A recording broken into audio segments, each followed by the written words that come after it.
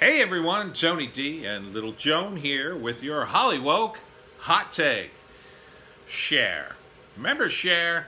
For those of you who don't know, who are too young to remember, Cher was part of a singing duo called Sonny and Cher. And Sonny and Cher was so popular, they got their own TV show. TV was something that we watched before the internet. It was like the internet, only we kind of were stuck with the pop-up ads. That's the best way I can explain it.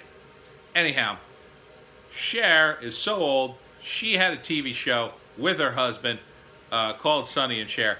And back then they had these things in the 70s called variety shows.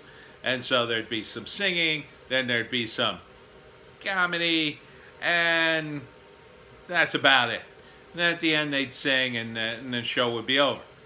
And there'd be those clickbait things in between.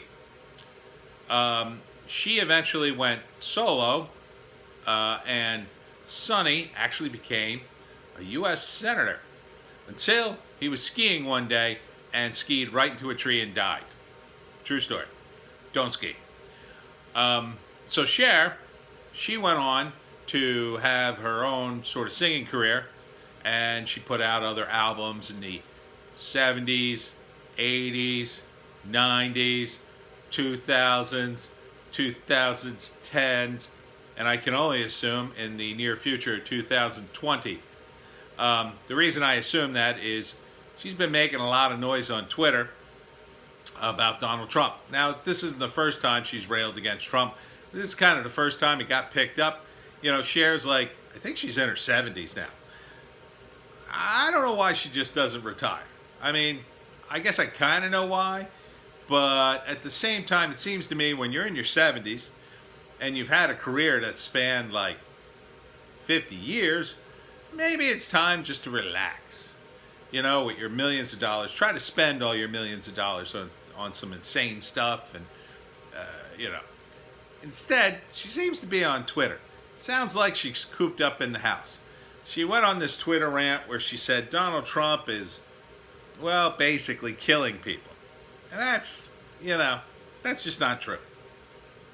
You know, she thinks Trump should be in jail, and it's just like, this is a woman who's almost as old as my mom.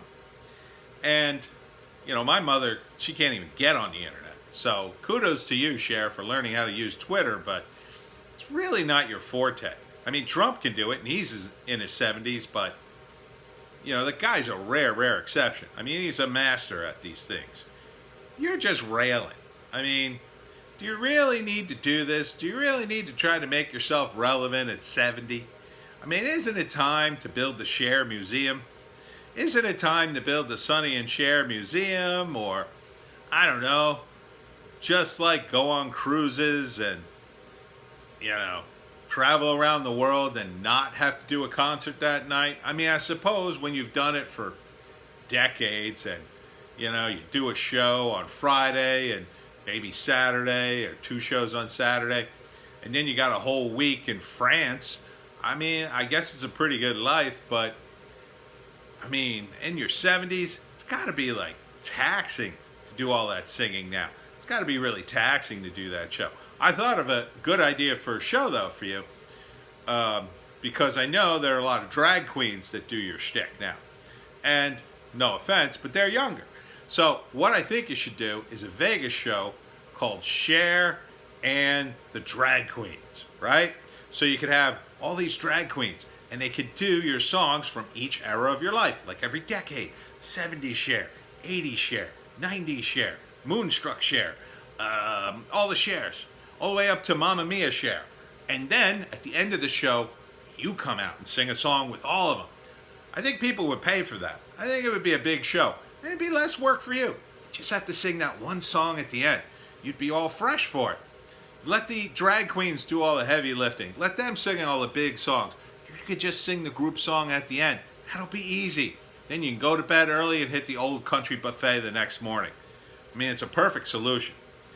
But you don't really need to be on Twitter. I mean, another person that went on Twitter right around that same time, kind of backing up Cher's tweet, was D.L. Hughley.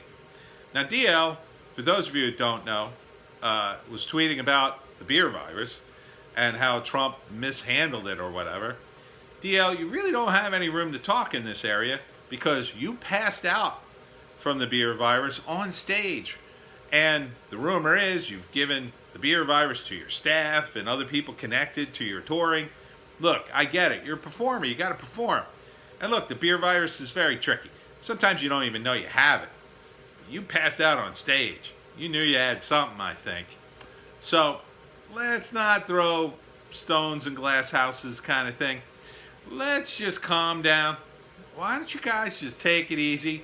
DL, you should recover. Cher, really think about that show. Because I think, celebrities should kind of stay in their lane. And, especially at this late date, it's not stunning and brave to come out against Trump. Everybody's kind of done it in the world of Hollywood, and it's getting old. It's just not good for your brand, Give it a rest and call it a day. Anyhow, that's my advice.